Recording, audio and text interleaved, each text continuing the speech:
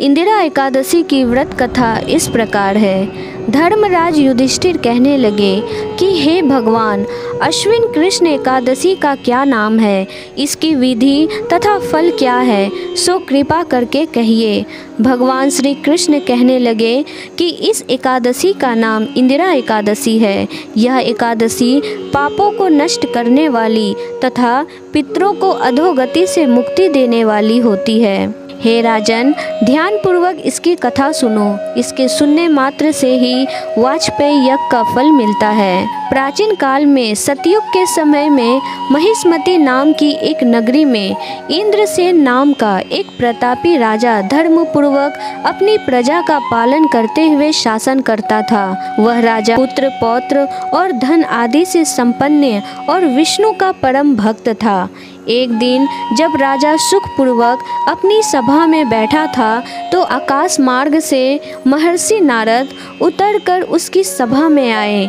राजा उन्हें देखते ही हाथ जोड़कर खड़ा हो गया और विधि पूर्वक आसन व अर्घ्य दिया।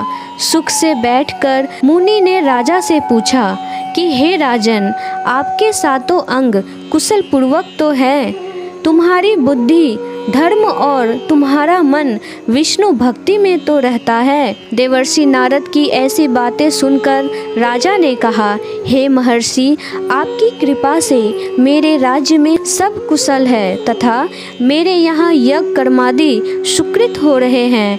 आप कृपा करके अपने आगमन का कारण कहिए। तब ऋषि कहने लगे कि हे राजन, आप आश्चर्य देने वाले मेरे वचनों को सुनो। मैं एक समय ब्रह्मलोक से यमलोक को गया। वहाँ श्रद्धा पूर्वक यमराज से पूजित होकर मैंने धर्मशील और सत्यवान धर्मराज की प्रशंसा की। उसी यमराज की सभा में महान ज्ञानी और धर्मात्मा तुम्हारे पिता को एकादशी का व्रत भंग होने के कारण देखा। उन्होंने संदेश दिया, सो मैं तुम्हें कहता हूँ। उन्होंने कहा कि पूर्व जन्म में कोई विघ्न हो जाने के कारण मैं यमराज के निकट रह रहा हूँ। सो हे पुत्र, यदि तुम अश्विन कृष्ण इंदिरा एकादशी का व्रत मेरे निमित्त करो तो मुझे स्वर्ग की प्राप्ति हो सकती है। इतना सुनकर राजा कहने लगा कि हे महर्षि, आप इस व्रत की विधि मुझसे कहिए। नारद जी कहने लगे, अश्विन माह के कृष्ण पक्ष की दशमी के दिन प्रातःकाल श्रद्धा पूर्वक स्नादि से निवृत्त होकर पुनः दोपहर को नदी आदि में जाकर स्नान करें। फिर श्रद्धा पूर्वक पितरों का श्राद्ध करें और एक बार भोजन करें। प्रातःकाल होने पर एकादशी के दिन दातुन आदि करके स्नान करें। फिर व्रत के नियमों को भक्ति पूर्वक ग्रहण करता हुआ प्रतिज्ञा करें कि मैं आज संपूर्ण भोगों को त्याग कर निराहार एकादशी का व्रत करूँगा। हे अच्युत, हे पुंडरीकाक्ष, मैं आपकी शरण में हूँ, आप मेरी रक्षा कीजिए। इस प्रकार नियम पूर्वक शालिग्राम की मूर्ति के आगे विधि पूर्वक श्राद्ध करके योग्य ब्राह्मणों को फलाहार का भोजन कराएं और दक्षिणा दें।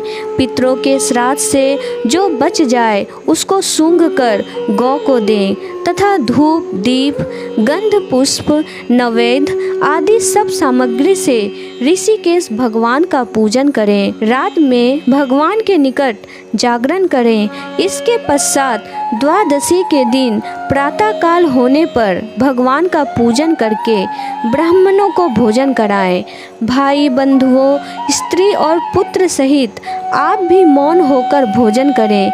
नारद जी कहने लगे कि हे राजन, इस विधि से यदि तुम आलस्य रहित होकर इस एकादशी का व्रत करोगे तो तुम्हारे पिता अवश्य ही स्वर्ग लोक को जाएंगे।